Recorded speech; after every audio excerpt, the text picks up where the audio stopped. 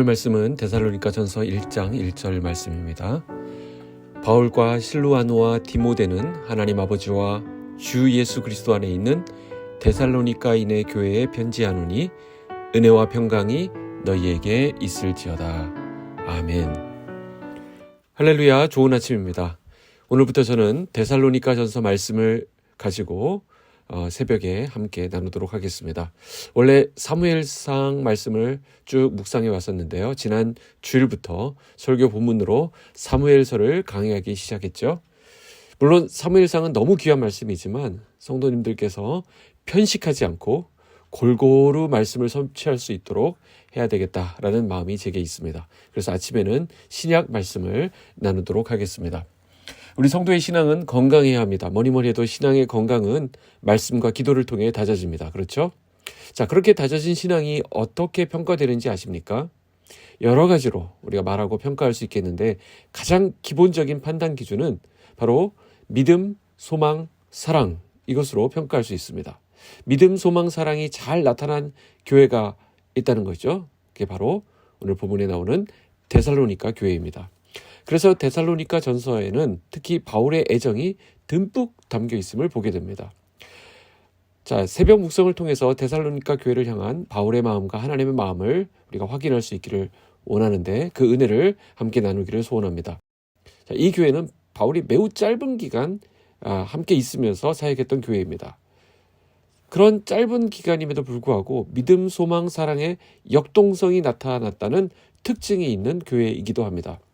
그래서 사도행전 17장에 보면 안식일에 3번 이 회당에 가서 복음을 전했고 자신의 그 직업장 또 야손의 집 이런 데서 일하면서도 복음을 전했던 곳입니다. 대략 한 3개월 정도 데살로니가 지역에 머물면서 복음을 전했는데 얼마 못 가서 유대인들의 핍박이 극심해졌습니다. 그래서 그 도시를 떠나지 않으면 안 되었던 것이죠. 그러니까 따지고 보면 이 데살로니가 교회 성도들은 오래 믿은 성도들이 아니었습니다. 어찌 보면 초신자들이라고 할 수 있습니다. 바울에게서 충분히 말씀을 배운 것도 아니었습니다. 그들의 믿음은 부족한 믿음이기 때문에 보충이 필요했습니다. 그러나 그들의 신앙은 살아있었습니다. 바울은 급히 그 도시를 빠져나오게 되면서 마음이 편치 않았던 것 같습니다. 그래서 그 도시로 디모데를 보냅니다. 그러다가 바울이 남쪽 고린도 지역에서 교회를 세우고 있을 때 디모데로부터 데살로니가 교회의 좋은 소식을 전해 듣게 됩니다. 그래서 바울은 또다시 감사 편지와 권면의 글을 써서 디모데의 손에 보내게 되는데 이것이 바로 데살로니가 전서입니다. 바울은 데살로니가 교회 사람들이 믿음 가운데 행하고 또 성장하고 있다는 소식을 듣고서 크게 기뻐했습니다. 자, 그러면서도 그들과 함께 있을 때 미처 충분히 가르치지 못했던 특별히 그리스도의 재림에 관한 진리를 정확하게 전달해주고 또 그에 따른 합당한 삶을 살아갈 것을 권면하는 내용을 담아서 이 편지를 쓴 것입니다. 오늘 먼저 우리가 바울의 이 마음을 담아 보았으면 좋겠습니다. 내가 돌보고 있는 그 사람, 어쩌면 내 자녀일 수도 있겠고요. 내가 전도한 사람일 수도 있겠고 내가 돌보고 있는 사람, 또 기도하고 있는 사람일 수도 있겠습니다. 과연 나는 그의 영적 성장에 관심을 갖고 있는가라고 하는 부분입니다. 바울이 쓴 편지를 보면서 이거는 바울이니까 당연히 사도니까 이렇게 하는 것이겠지 하고 넘어갈 일이 아닙니다. 한번 점검해 봅시다. 나는 사람들의 영혼에 얼마나 관심이 있는가? 그리고 그들이 주님 앞에 바로 설 수 있도록 얼마나 기도하고 얼마나 애쓰고 있는가라고 하는 부분입니다. 1절을 다시 한번 보실까요?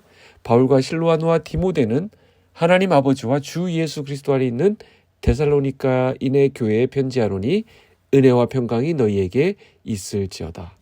여기 바울의 편지에서 특이한 점이 있습니다. 바울은 초기 편지에서 다른 서신서와 달리 자신을 굳이 사도라고 소개하지 않습니다. 왜 그럴까요?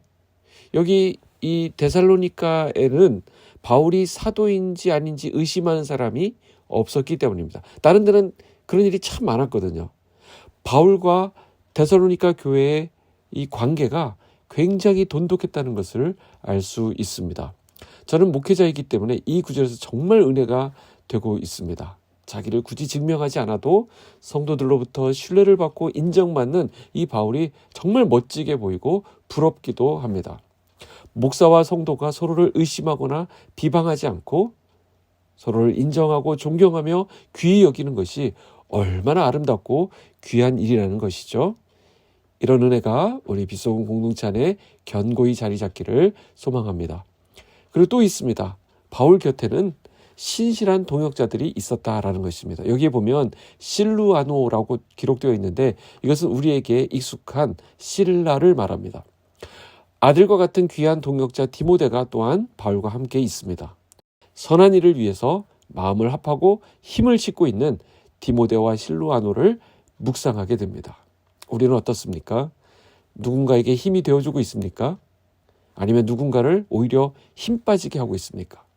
주님은 우리가 그분의 일을 함께 하기를 원하십니다.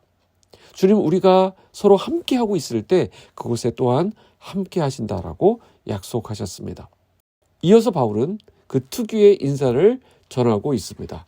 은혜와 평강이 너희에게 있을지어다 라고 하는 말인데 바울은 여러 서신서에서 이 표현을 자주 사용하고 있음을 보게 되죠. 즉 하나님이 주시는 주권적인 은혜로 말미암아 우리가 하나님과 화목하게 되었고 그 결과로 복음에 따르는 환난 가운데서도 우리가 평강을 누리게 되었다라는 것을 선포하는 것입니다. 그러니까 이 평강은 상황에 따른 평강이 아닙니다. 하나님의 은혜 안에 있을 때 누리는 평강을 말합니다. 그러니까 상황에 영향받지 않는 전천후 평강을 말하는 것입니다.